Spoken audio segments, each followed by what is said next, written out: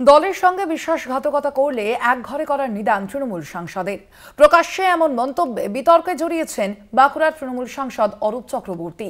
পাল্টা কটাক্ষ বিজেপির প্রাক্তন মন্ত্রী সুভাষ সরকারের। শনিবার বাঁকুড়ার বিকনা হাই স্কুলের মাঠে মহিলা তৃণমূলের একটি সভায় তৃণমূল সাংসদের মন্তব্যে শুরু রাজনৈতিক তরজা। 2026 বিধানসভা নির্বাচনের আগে সংগঠন মজবুত করতে শুরু করেছে তৃণমূল কংগ্রেস। দলের অন্দরে গোষ্ঠীকন্দল তৃণমূলের অন্যতম মাথা ব্যথার কারণ।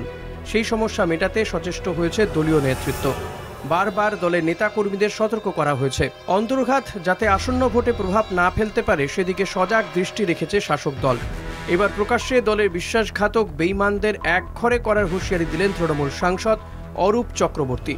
শনিবার বাঁকুড়ার বিকনা হাই স্কুলের মাঠে মহিলা তৃণমূলের একটি সভা থেকে একঘরে করার নিদান দেন তৃণমূল সাংসদ। পাল্টা করতে গেলে একটা দল করতে হবে।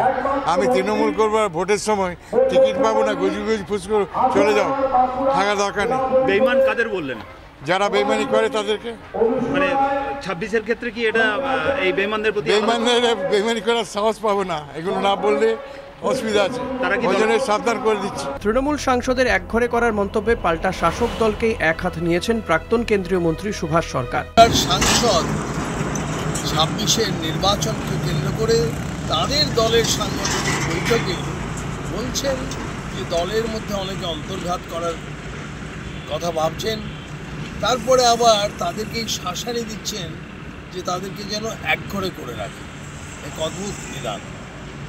তো অর্থাৎ যে তৃণমূল দলে টাকা পয়সার ভাগাভাগিটা এখন এমন জায়গায় গিয়ে পৌঁছেছে যে নিজেদের মধ্যেই বিশ্বাসযোগ্যতা নেই, দলের প্রতি সমর্পণ মনোভাব। দলে থেকে যারা দলের ক্ষতি করতে চাইছে তাদের সতর্ক করলেন বাঁকুড়া তৃণমূল সাংসদ। সাফ জানিয়ে দিলেন বেইমানি করলে একঘরে করা হবে। পাল্টা জেলা বিজেপি নেতৃত্বের দাবি, দলীয় কোন্দলের জেরে কর্মীদের মধ্যে ন্যূনতম বিশ্বাসযোগ্যতা নেই। ঘটনায় জেলা রাজনীতি সরগরম। স্বরূপ গঙ্গোপাধ্যায়ের রিপোর্ট, কলকাতা টিভি।